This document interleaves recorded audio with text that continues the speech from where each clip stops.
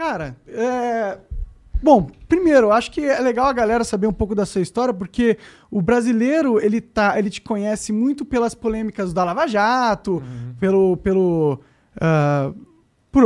Intercept Brasil e pelas suas coisas, mas você tem uma história que antecede a isso, que eu acho muito interessante também, que é, por exemplo, você ter um Pulitzer Prize, cara. Sim. Isso é o maior prêmio do jornalismo do mundo. Isso foi, na realidade, o caso do Snowden, quando conseguimos relatar que o NSA e os aliados do governo dos Estados Unidos estavam espionando no mundo todo.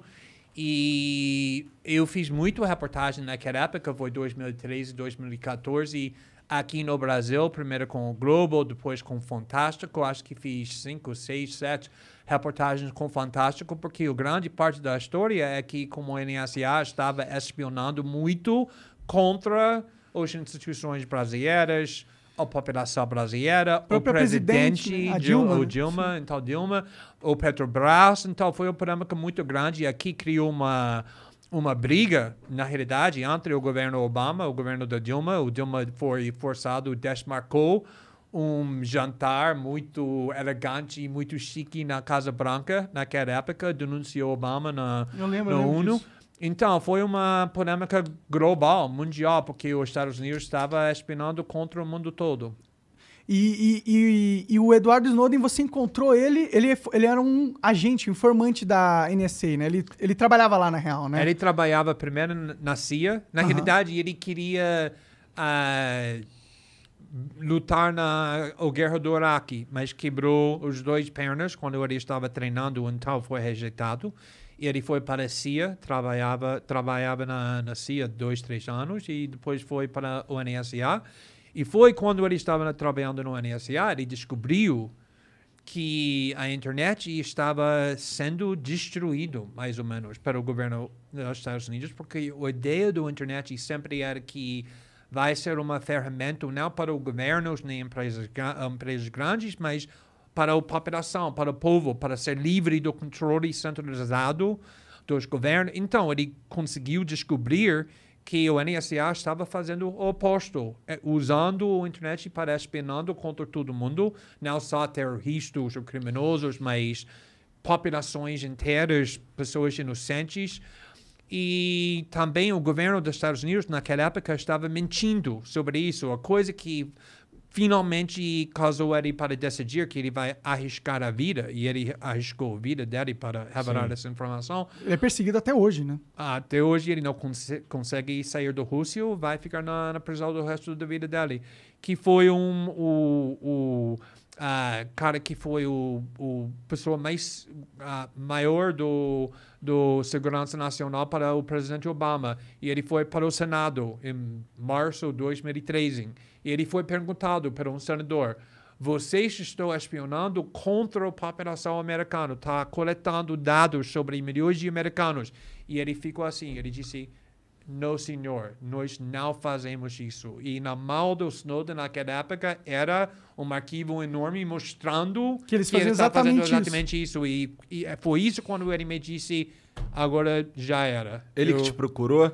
Ele me procurou, ele mandou um e-mail, obviamente não falando nada sobre ele, porque ele sabia que nós não sabemos, que tudo estava sendo espionado, tomando muito cuidado, e foi necessário criar uma clima da confiança entre ele e mim.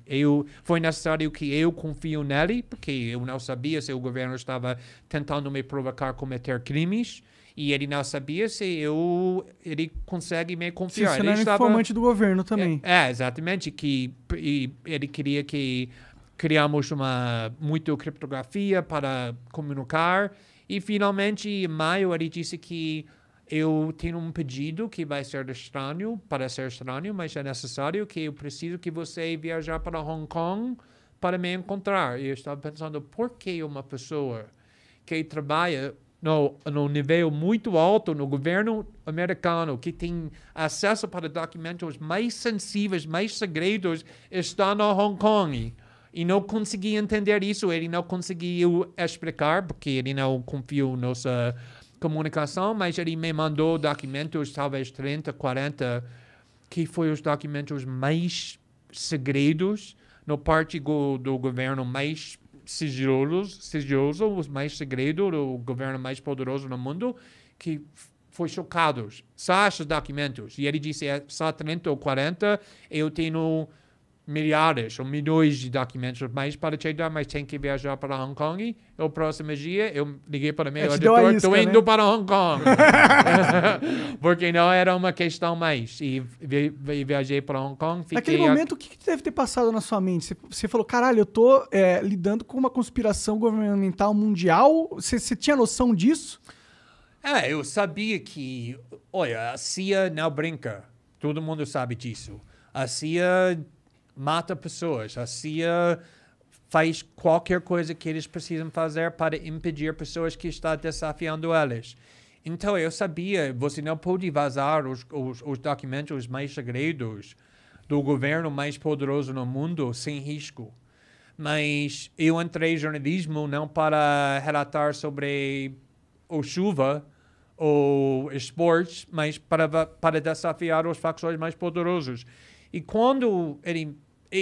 Na realidade, quem me inspirou é o fato que ele tinha 29 anos, com uma carreira com muito sucesso, ganhando dinheiro, tinha uma namorada muito linda que ama ele, que ele ama, mas ele queria arriscar tudo porque ele sentia uma obrigação. E quando eu estava vendo isso, para mim não tinha mais uma escola. Porque se ele está fazendo isso, como eu consegui recusar? Conectou com algo dentro de você que você tem também. Sim, exatamente. Essa a coragem que ele mostrou era e uma contagiosa. Indignação também, né? Oi? E uma indignação, ele ficou indignado, né? Ele não conseguiu aceitar aquele fato calado.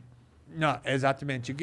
Imagina ficando o resto da sua vida sabendo que você tem a oportunidade para mostrar a verdade, que o mundo tem o direito de saber, mas você não faz porque você não tinha coragem. Seria horrível. Na realidade, indo para a prisão seria melhor do que ficando o resto da sua vida sabendo que você tinha essa covardia. Sim, você perpetuou uma espionagem em massa da própria população, da própria família. Exato. E a coisa interessante é que, como você disse, que até agora ele está sendo perseguido, ele está na Rússia 8 anos, agora ele casou com a namorada. Ah, que legal, ela foi pra lá. Ele tem um novo filho que tem 8 meses, 9 meses. Ele tá numa prisão, entre aspas. Né? Ele é preso na Rússia. Não é um país tão ruim, é bem ruim. Em comparação que estava esperando que ele vai ficar na prisão de verdade. Você não quer ficar na prisão nos Estados Unidos. Eles não brincam com prisão quando você é acusado de arriscar segurança nacional. A vida dele é muito bom, mas apesar do fato que ele perdeu muito liberdade, até agora eu sempre falo que a pessoa que eu conheço que é mais tranquilo, mais feliz, mais satisfeito na vida é Edward Snowden, porque toda noite ele consegue botar a cabeça na travesseira sabendo que ele fez a coisa certa. E não tem dinheiro, não tem fama, não tem nada que pode comparar com esse valor. Sim. Mas e aí, continua a história. Você foi para Hong Kong? Sim, eu fui para Hong Kong e fiquei lá 2 semanas.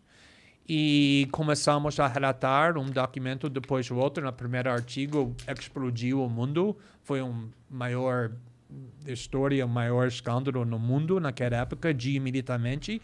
Mas ele fazia questão de você dizer que tinha sido ele? Sim, porque geralmente, quando tem uma fonte assim, por exemplo, minha fonte na Vaza Jato, ele não queria se identificar, ele queria esconder, porque ele não queria ir para a prisão. O Snowden foi tão raro, porque desde o começo ele disse, eu não quero esconder. Eu quero me identificar. Por quê? Porque eu sei que não estou fazendo nada errado. Então, eu não vou esconder. Eu vou ir para o governo e falar, você não precisa me procurar. Estou aqui. Meu nome é Edward Snowden. Fui eu que vazei esses documentos. Eu fiz isso por causa dessa raciocínio. Então, eu disse, deixa a gente ter uma semana, quando estamos relatando, antes de você se identifica, para não distrair as revelações. E depois de uma semana, eu gravei uma entrevista com ele e apresentamos ele para o mundo. E depois disso, a mídia mundial chegou no Hong Kong e me procurando ele. Tinha 200 repórteres lá fora do meu quarto com câmeras procurando ele. Onde está Edward Snowden? Como eu vou falar para eles onde ele estava. E foi uma escândalo muito grande. Sim, eu lembro, eu acompanhei na época. Sim. Foi um escândalo mundial que repercutiu em todas as mídias internacionais e na internet e não sei o quê. Porque eu acho que é um assunto que tem muito a ver com a nossa era, que é uma era da informação, da tecnologia, que hoje é possível ter esse controle e a gente tem que, então, discutir o que vem o controle e vem também a responsabilidade que ele acarreta. E a gente tem hoje os governos que dominam esse controle da internet, né? E é uma ferramenta muito importante para eles que pode ser usado para o autoritarismo, que é algo que a gente tem que impedir, a qualquer custo. Exatamente. Porque primeiro foi interessante, porque antes de chegar no Hong Kong, eu não sabia nada sobre ele. Eu sabia que ele tinha documentos, mas eu não sabia o nome dele, eu não sabia onde ele trabalha, eu não sabia a idade dele. Então, quando eu estava conversando com ele durante naqueles meses, eu estava imaginando que essa cara tinha 65 anos, porque ele era muito sofisticado. Eu estava pensando que qualquer pessoa que tenha acesso para um arquivo assim precisa... Alta patente, é velhão, um general. E também eu estava imaginando que ele disse que estou pronto para ir para a prisão do resto da minha vida. E eu estava pensando, é muito mais fácil fazer isso quando você tem 70 anos e tem só mais 15, 20 anos, do que quando você tem 29 anos e tem mais 60 anos. Então, quando eu cheguei no Hong Kong e eu encontrei ele fez um plano muito estranho para encontrar ele. E eu vi, ele era uma moleque, ele era uma paz, como ele está trabalhando na loja de videogames no shopping do LeBron, ele parece assim.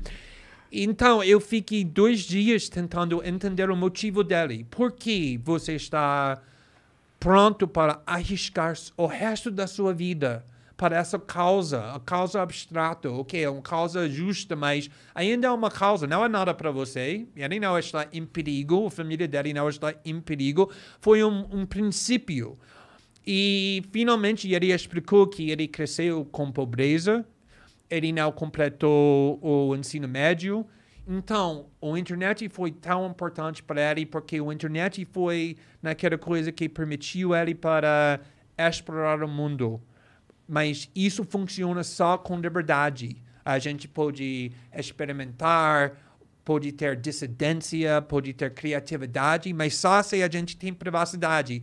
Porque quando você sabe que o governo, a sociedade está olhando para você, seu comportamento muda. Com certeza. Está muito mais limitado agora que pode fazer. E ele disse que ele não quer perder o valor da internet e ele está pronto para ir para a prisão para essa ferramenta, essa invenção. Mas aí depois que, beleza, estourou isso aí tudo, foi parar em tudo quanto é lugar, tudo quanto é repórter ficou sabendo e tal, o desdobramento disso foi positivo, no sentido, eles prometeram parar de espionar e tal? Não, o NSA, por exemplo, não caiu. Depois relatamos, está ainda em pé, funcionando muito bem. O que ele delatou ainda acontece. Mas mudou muito. Por quê? Porque, primeiramente, estamos conversando, discutindo o fato que nós sabemos agora que não sabíamos antes, que a internet está sendo invadido o tempo todo, espionando o tempo todo. O que isso significa? Que nós podemos, e muitas pessoas estão fazendo, usando criptografia, estamos protegendo, usando o WhatsApp, usando o Signal, usando o Telegram, usando outras coisas. E isso está deixando isso muito mais difícil para o governo dos Estados Unidos, outros governos, para espionar. Ainda eles podem, mas pelo menos agora temos ferramentas de privacidade para criar uma parede entre o que estamos fazendo e os governos. Também mudou muito o relacionamento entre países, como pessoas estavam pensando sobre Barack Obama, o governo do Obama, o papel dos Estados Unidos no mundo, o papel do jornalismo. Mudou muito esse pensamento. Então, é muito mais difícil para o governo. Naquela época, eles conseguiram fazer qualquer coisa que eles queriam. E a coisa mais importante é que uma das coisas que conseguimos revelar é que o Facebook, o Google, o Apple estava dando todos os seus dados para o governo. Ninguém sabia. Agora, depois da nossa reportagem, todo mundo sabia. E por causa disso, o Facebook e o Google sempre precisa Avisar provar. Olha, estamos protegendo. Agora temos WhatsApp. O WhatsApp tem criptografia para esse lado. Virou um marketing positivo você ser contra a vigilância do Estado. Sim, mas não é só marketing, porque se é só marketing, todo mundo sabe, isso é falso. Eles têm que provar que tem ferramentas de privacidade. E isso melhorou também muito. Sim, porque agora é uma vantagem competitiva você proteger o seu cliente do Estado. Exatamente. O Facebook fala, não, porque o medo do Facebook era que se eles não provassem que eles estão protegendo os seus dados, você vai usar a rede social da Alemanha, o Coreia do Sul, o brasileiro, prometendo, Facebook está dando todos os seus dados para o governo, mas nós não fazemos, usa nós. E eles tinham muito medo que vai perder uma geração inteira e talvez como ficar MySpace, que não existe mais, que era gigante. Então, isso mudou muito o comportamento das empresas grandes também.